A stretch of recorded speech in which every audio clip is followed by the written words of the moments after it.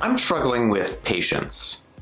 If there's one thing this whole lockdown, quarantine, shelter-in-place, social distancing thing has brought to the fore, for me personally, it's that I am really impatient with impatience. In my previous video about the walls of hopelessness, I ended with Romans 5:3-5, which says that we should glory in our sufferings because we know that suffering produces perseverance. But let's be honest. Perseverance is hard. We all know that we should persevere, but the problem is that a lot of the time we lack the understanding or knowledge how exactly to do that. We've all experienced hardship in life, and right now, in this moment, you may very well be feeling stress emotionally, financially, spiritually, mentally, medically, or any other number of areas of hardship. And a lot of the language I see online or that I read in motivational resources tell me that we should persevere, but not how to persevere.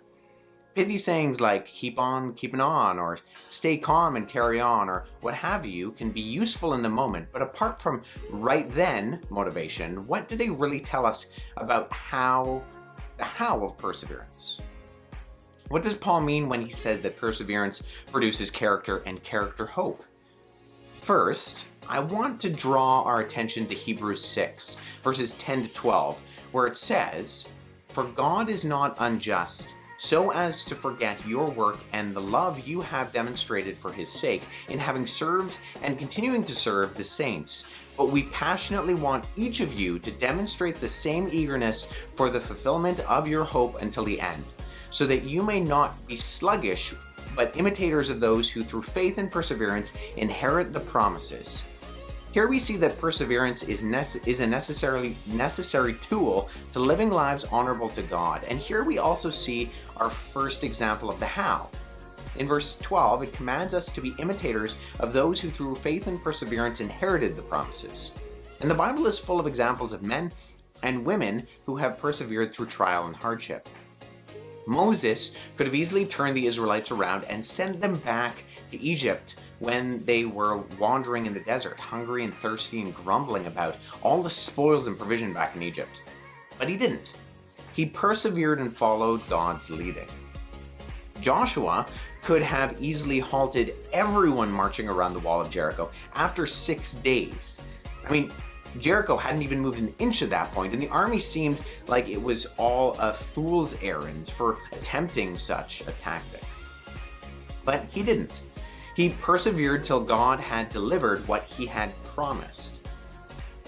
Ruth could have easily left Naomi after her husband had died. But she didn't. She persevered in her commitment to her family. Now, these stories provide examples that we can look to and see men and women who were by no means perfect, who themselves struggled with their own circumstances, but persevered. And these are individuals who we can look to as models in strange, unpredictable, and trying circumstances. So our first step, as the author of Hebrews encourages us to, is look to those who trusted in God's promises as examples. Secondly, if we move one book over in the New Testament to James, chapter 1, verses 2-4, it says, "My brothers and sisters, consider it pure joy when you fall into all sorts of trials, because you know that the testing of your faith produces endurance, and let endurance have its perfect effect, so that you will be perfect and complete, not deficient in anything." When we find ourselves in a difficult season, such as this, that requires perseverance and patience, we often look at it as a negative. I've definitely seen a lot of articles and posts and headings online that use words like, if God is good, why COVID? Or where is God in a pandemic world? And believe me, I think those questions have their appropriate places. Our church has just started a sermon series on Habakkuk, and the first line of Habakkuk 1 is that type of honest expression. But what we learn about James 1 and in James 1 is that this season where perseverance is required for us is an incredible opportunity for growth. In other words, God doesn't waste our circumstances, especially our difficult ones. Now, the second step to perseverance might be something as simple as reminding ourselves what God is doing for us during this particular time. So if we've talked about imitating others and reminding ourselves of what God is doing, the third step we also find within the book of James is if we skip a little further on into the same chapter, James states that blessed is the one who endures trial because when he has proven to be genuine, he will receive the crown of life that God promised to those who love him. Now, in university, I was a track and field athlete. I was a sprinter, a short distance runner, and my coach was constantly trying to push me up in the distance that I was running. If I was focusing on the 100, I would show up to a meet and he'd put me in the 200. If I was training for a 200, I would find that I was signed up for a 4x400 meter relay. And it was one of the ways that my coach was trying to train my endurance. And on one of these particular times, I was running a 400 meter relay. And during the race, my teammate handed me the baton in first place ahead of the pack, and I took off like I was running 100 meters. Now, for those of you who don't know, you can't do that in a 400 meter race. Even though it's still a sprint, you have to pace yourself or you're going to hit a wall, and that's exactly what happened.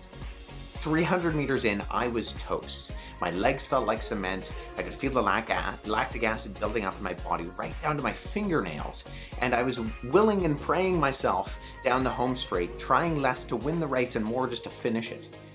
However, as I stared down the straight, I saw the finish line. I pictured myself crossing the line and my teammates embracing me as I collapsed in first place. I felt the exuberance of standing on the podium with my teammates.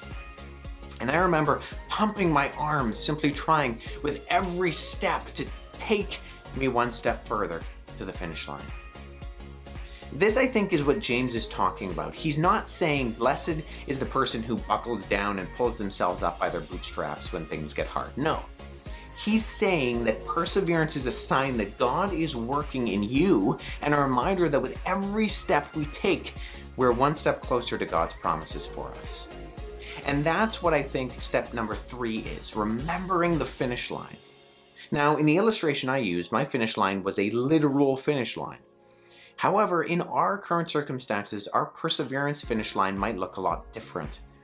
It might be a physical reprieve. It might be a pregnancy that you're praying for. It might be simply seeing and embracing friends and family in person again. But no matter what the finish line is, perseverance is God keeping and helping us get there. And believe me, I'm speaking these words to myself as much as I am to anybody listening to this right now, because especially during this time, I personally need the reminder that when I'm finding myself in a difficult season, I need to remember that I can do so much more than simply waiting out the storm. We can do so much more than simply waiting out the storm. We don't have to fake it till we make it.